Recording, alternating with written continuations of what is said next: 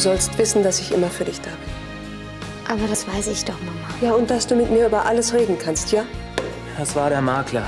Er hat gerade erfahren, dass der Vermieter unsere Miete drastisch erhöht hat. Wie viel? Das Doppelte. Warum hast du mir nichts gesagt? Was denn? Dass du schwanger bist.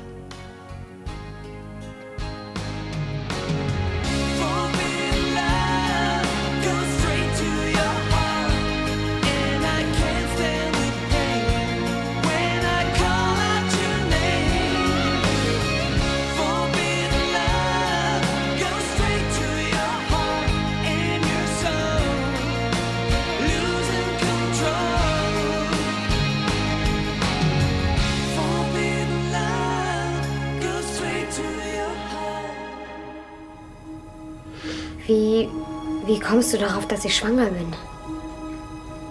Ich bin über eine Visitenkarte der Adoptionsvermittlung gestolpert. Ach so, das. Ich muss da was für die Schule recherchieren. Und in EW behandeln wir gerade. Außerdem kam ein Anruf aus der Praxis von Dr. Genes. Es ging um deine Vorsorgeuntersuchung.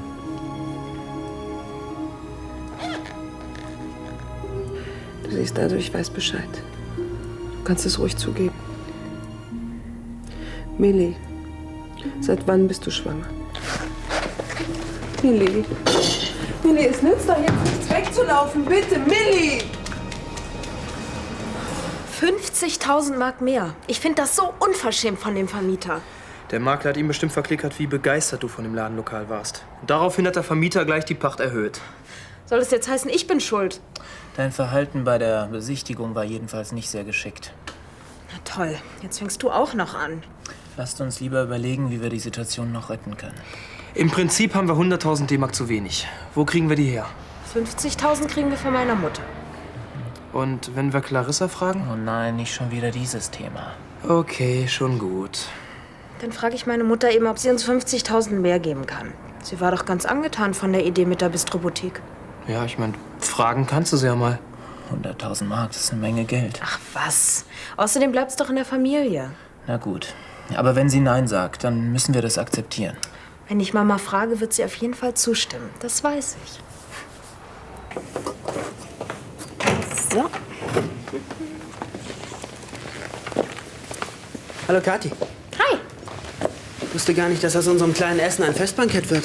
Sollte ja auch eine Überraschung werden. Frank hat mir in der Kneipe eben von deinem Plan erzählt. Was?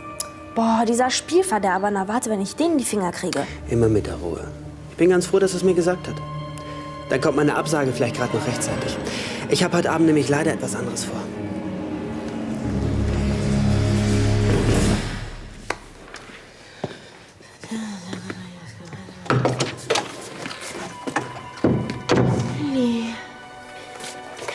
Mama, sie weiß, dass ich schwanger bin. Hey, beruhig dich erst mal, okay? Es ist alles aus. Wie hat sie das denn rausgekriegt? Die Karte, sie hat die Karte gefunden. Was denn für eine Karte? Von der Adoptionsvermittlung. Adoptions... Aber Millie, du hast doch gesagt... Was soll ich denn jetzt machen? Ganz ruhig, ich bin ja bei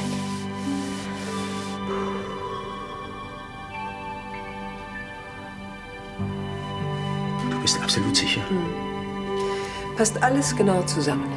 Oder hast du eine andere Erklärung für Millis seltsames Verhalten? Vielleicht sagt sie ja die Wahrheit. Naja, es ist ja durchaus möglich, dass man derartige Unterlagen einmal für die Schule braucht. Eine Magenverstimmung hat jeder mal und die Sprechstundenhilfe kann sich doch einfach nur vertan haben. Klingt nicht sehr wahrscheinlich. Wer ist denn der Vater? Wenn ich das wüsste. Ich kann es noch gar nicht glauben. Millie kriegt ein Kind. Was soll ich jetzt machen, Arno? Hoffentlich macht sie keine Dummheiten. Milena ist erwachsen. Naja, so gut wie... Ach, warum habe ich nicht gleich geschaltet, als sie sich so seltsam verhalten hat? Ich hätte es vorher merken müssen. Die ganzen Anzeichen, das ist mir jetzt glasklar. Millie? Nein, ich bin's. Hallo. Ach, du bist Steffi. Hallo, ja. Na, Steffi, was gibt's? Ich muss mit Mama reden. Das verschieb lieber. Nee, das geht nicht. Es ist wichtig. Sag mal, Mama, du findest Nicks Geschäftsidee doch auch gut. Wir hätten da nämlich noch ein kleines Problem. Uns fehlt immer noch ein bisschen Geld. Du wolltest unser Projekt doch mit 50.000 Mark unterstützen. Naja, und jetzt brauchen wir 100.000 Mark. Wäre das ein Problem für dich? Bei dir tickt's wohl nicht richtig.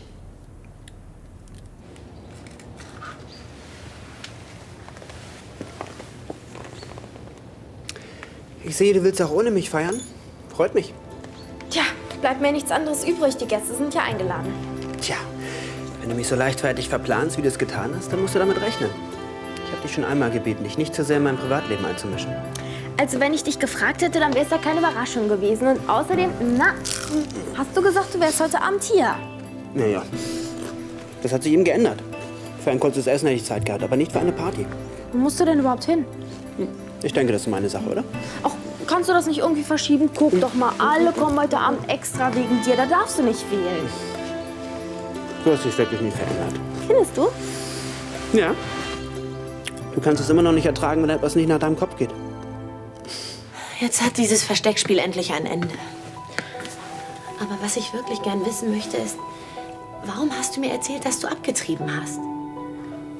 Naja, ich find's toll, was du alles für mich getan hast. Deine Ratschläge und dass du Mama nichts gesagt hast. Aber? Ich wusste selbst nicht mehr, was ich wollte. Da habe ich dich angelogen, damit ich Zeit zum Nachdenken habe. Ich bin dir also auf die Nerven gegangen. Naja, nicht direkt, aber ein bisschen vielleicht. Es ist mein Kind. Und deine Entscheidung. Außerdem hatte ich Angst, dass du Mama vielleicht doch alles erzählen würdest. Aber das hätte ich nie getan. Aber du hast mich so gedrängt, mit ihr zu sprechen. Und da dachte ich, ist ja auch egal, sie hat's ja trotzdem rausgekriegt. Was soll ich jetzt machen? Warum redest du nicht mit deiner Mutter? Wenn sie es sowieso weiß, dann kann doch gar nichts mehr schiefgehen. Doch, sie könnte Steffi von meiner Schwangerschaft erzählen und dann weiß es Nick. Es darf nie rauskommen, dass er der Vater ist. Ein Grund mehr, mit Erika zu reden. Deine Mutter weiß jetzt, dass du ein Kind kriegst und will natürlich auch wissen, wer der Vater ist. Was ist, wenn sie in ihrer Verzweiflung deine Schwester fragt? Na, wir werden super viel Werbung machen, eine riesen Eröffnungsfete starten und schon kennt uns ganz Düsseldorf. Tut mir leid, dass ich eben so grob war. Mir hat ein Kunde mein Werbekonzept um die Ohren geknallt und jetzt muss ich bis nächste Woche ein neues machen. Du schaffst das schon, Mama. Ja, werde ich wohl müssen.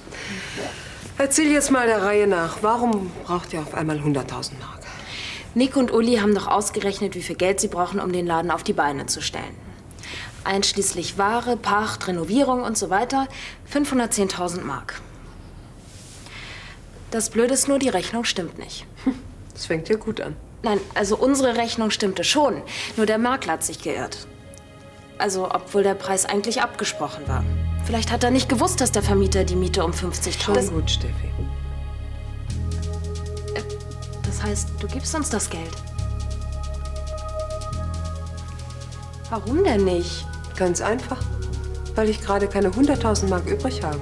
Ich bin auch kein Goldesel. Aber die 50.000 kriegen wir, oder? Du hast doch gesagt, wir kriegen das. Ich habe gesagt, ich werde darüber nachdenken. Aber so wie die Sache jetzt aussieht, ihr drei überblickt das Geschäft doch gar nicht richtig. Aber da können wir doch nicht... Heute wird die Pacht erhöht, morgen kriegen die Handwerker mehr. Wer weiß, was übermorgen kommt. Ist das dein letztes Wort? Ja. Und jetzt bitte ich dich, lass mich allein. Ja, dann... Tschüss, Arno. Grüße an Nick und Uli.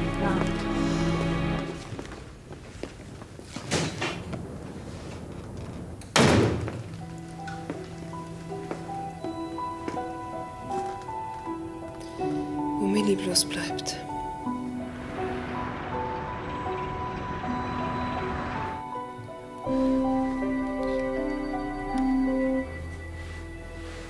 Na, hast du gut geschlafen? Geht so. Ich habe gar nicht gemerkt, dass ich eingeschlafen bin. Hauptsache, du fühlst dich jetzt besser. Ich habe schon gehofft, es wäre alles nur ein schrecklicher Albtraum gewesen. Was soll ich jetzt machen? Das Beste wäre, du würdest jetzt nach Hause fahren und mit Erika reden. Sie wird sich sicher schon Sorgen machen, Milli. Nein, ich gehe nicht nach Hause. Kann ich nicht bei dir bleiben? Bitte. Also gut.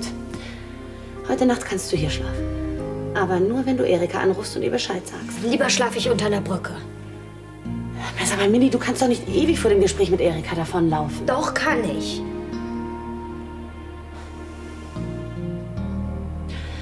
Okay, ich mache dir einen Vorschlag. Du bleibst hier und ich fahre zu Erika und rede mit ihr. Was würdest du tun? Habe ich eine andere Wahl, wenn ich jemals wieder in meinem Bett schlafen will? Okay, bis später dann, ja?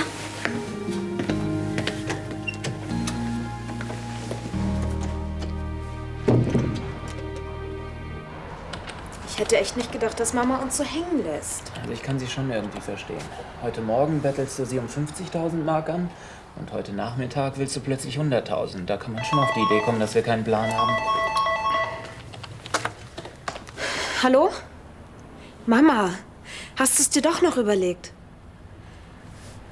Millie. Nein, Millie ist nicht hier. Ja, mach ich. Tschüss.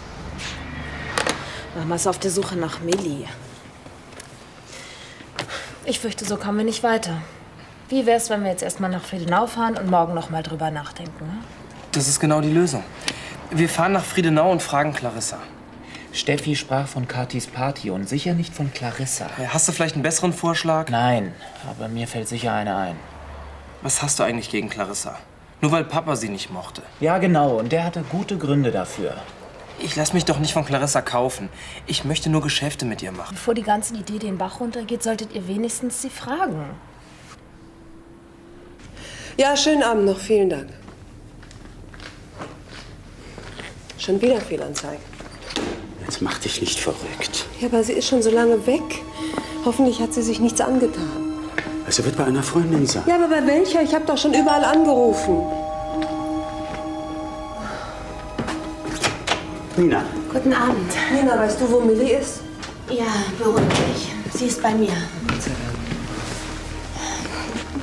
Millie hat mir von ihrem Problem erzählt und mich gebeten, mit ihr zu reden. Sie hat dir erzählt, dass sie schwanger ist. Wollen wir uns nicht setzen?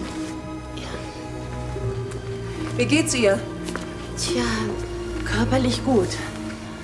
Und die Schwangerschaft verläuft nach Aussage ihrer Ärztin völlig normal. Ihr Problem ist aber jetzt, dass sie nicht mit dir über ihre Schwangerschaft reden will. Sie hatte ja schon die ganze Zeit solche Panik davor, dass du es irgendwann rausfinden würdest. Ja, aber warum nicht? Wir haben doch immer über alles geredet. Moment mal.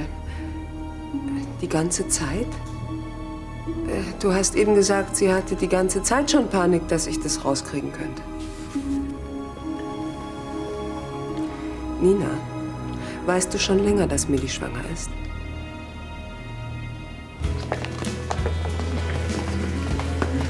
Und welcher ist Henning? Kann ihn nirgendwo sehen.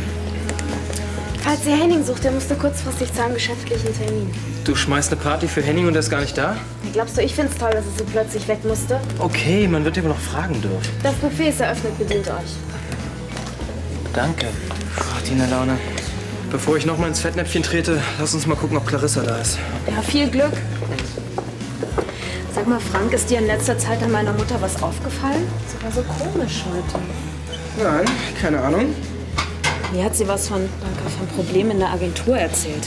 Aber irgendwie glaube ich ihr nicht. Vielleicht ein anderer Typ? Sehr witzig. Moment mal. Sie hat sich bei mir ganz aufgeregt nach Millie erkundigt. Sicherlich hat meine Schwester wieder irgendwas verbockt. Naja, ich werde es schon rauskriegen. War das alles? Hat sie nicht gesagt, wer der Vater ist? Nein, das hat sie mir verschwiegen. Nina, ich verstehe dich nicht. Warum hast du mir die ganze Zeit nichts gesagt? Ich konnte nichts sagen. Ich hatte es Millie versprochen. Mir fiel es verdammt schwer, zwischen den Stühlen zu sitzen. Sie haben Erika hintergangen. Millie ist schließlich zu mir gekommen. Dabei habe ich ihr immer wieder gesagt, sie soll mit dir reden. Aber sie hat sich nicht getraut. Ach, was soll das heißen? Sie hat sich nicht getraut.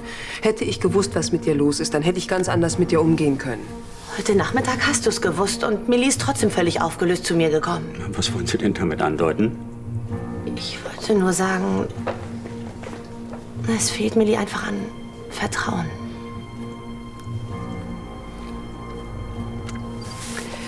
Dein Schweigen ist für mich ein absoluter Vertrauensbruch. Nur weil ich Millie gegenüber mein Wort halte, stelle ich mich doch nicht gegen dich. Doch, das tust du. Du nimmst dir eine Rolle ein, die dir einfach nicht zusteht. Was glaubst du, wie mies ich mich in der ganzen Zeit gefühlt habe?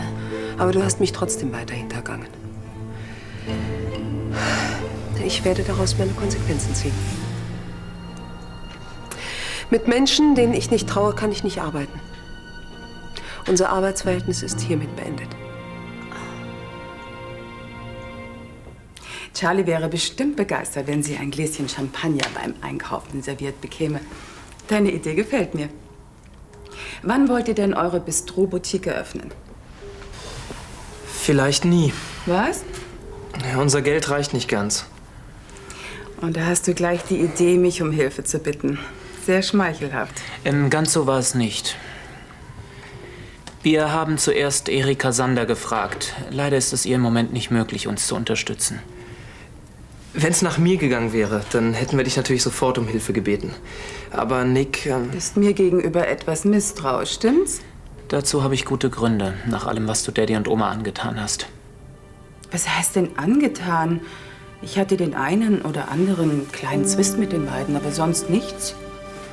Oder willst du mir etwa erzählen, du hättest dich nie mit deinem Vater gestritten? Doch, schon. Na also. So, und jetzt wollen wir die Vergangenheit ruhen lassen und uns den Geschäften widmen. Wie viel Geld fehlt euch denn noch? 100.000. Das ist ein hübsches Sümmchen für zwei junge Leute. Wenn du nicht willst...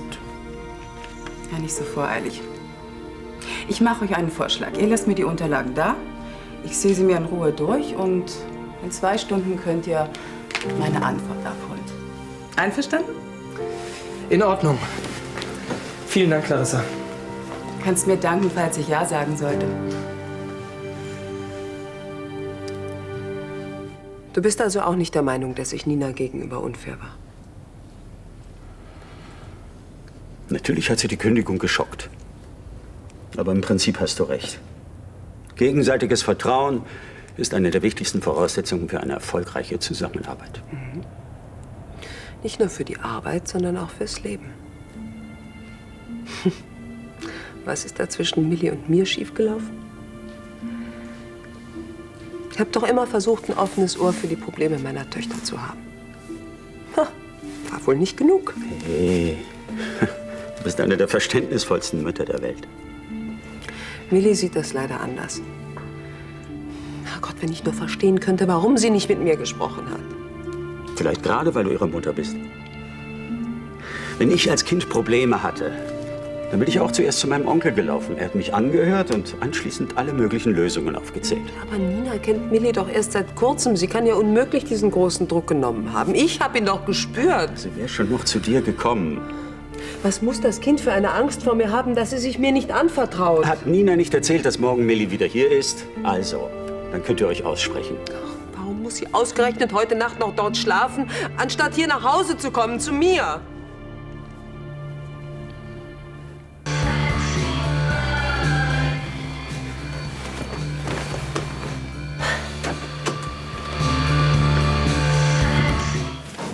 Und? So schlimm war es gar nicht.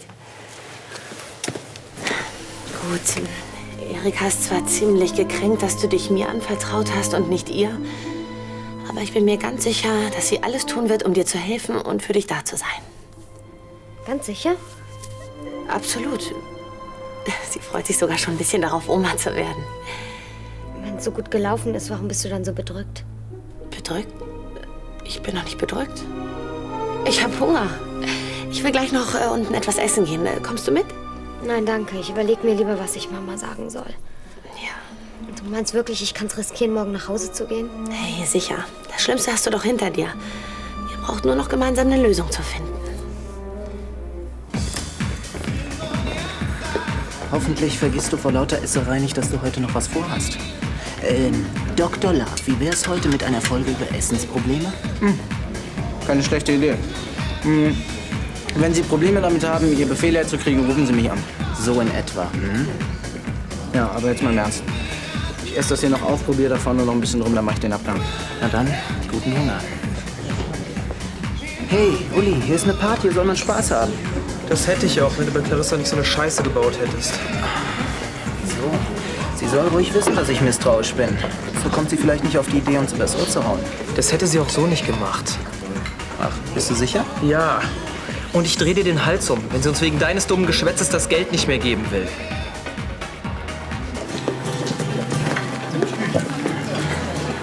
Guten Abend. Hallo. Hallo Nina. Hi. Weißt du, was du magst? Warte einen Moment.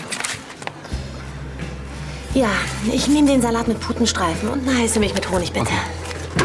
Danke. Da habe ich ja richtig Glück, dass ich den Abend lieber hier verbringen wollte. Nina, schöner Name, gefällt mir. Mir auch. Und warum haben Sie dann so traurig ausgesehen? Liebeskummer? Ach, wenn es nur das wäre. Nein, eine Freundin von mir steckt ganz schön in der Klemme. Und ich habe heute meinen Job verloren. Tut mir leid. Tja, lässt sich aber auch nicht mehr ändern. Und wer sind Sie? Entschuldigung, ich bin Henning von Anstetten. Nina Ryan, angenehm. Von Anstetten? Haben Sie was mit Clarissa von Anstetten zu tun? Das ist meine Stiefmutter. Kann nichts dran ändern. Na ja, dann weiß ich ja jetzt, woher ich den Namen kenne. Wohnen Sie auch auf Schloss Friedenau? Ja, aber erst seit kurzem. Ich war längere Zeit im Ausland und jetzt will ich mich mehr um das Gestüt kümmern. Hey, klingt interessant. Schätze mal, dass es sich nicht gerade um eine kleine Scheune handelt.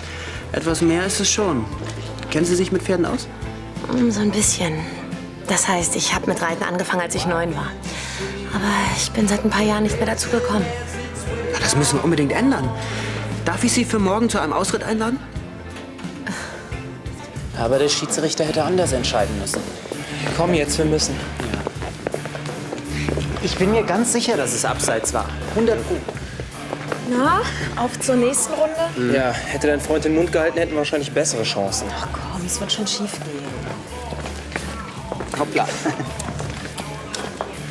Na, deine Fete scheint ja... Ach, die Leute sind doch nett und das Essen schmeckt ganz wunderbar. Sag mal, bist du noch sauer auf Henning? Ach Quatsch. Es hat mir einfach nicht gepasst, dass er nicht nach meiner Pfeife getanzt hat. Wobei Männer, die immer machen, was ich will, finde ich langweilig. Obwohl, Männer, die nur aufmüpfig sind, mag ich auch nicht. Auf die richtige Mischung kommt's an. Ganz genau. Und Henning hat die. Du glaubst doch nicht etwa... Klingt aber fast so.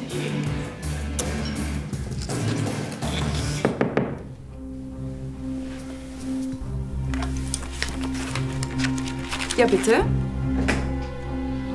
Ah, da seid ihr.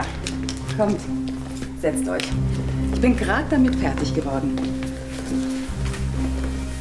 Ihr habt mich wirklich restlos überzeugt. Wirklich?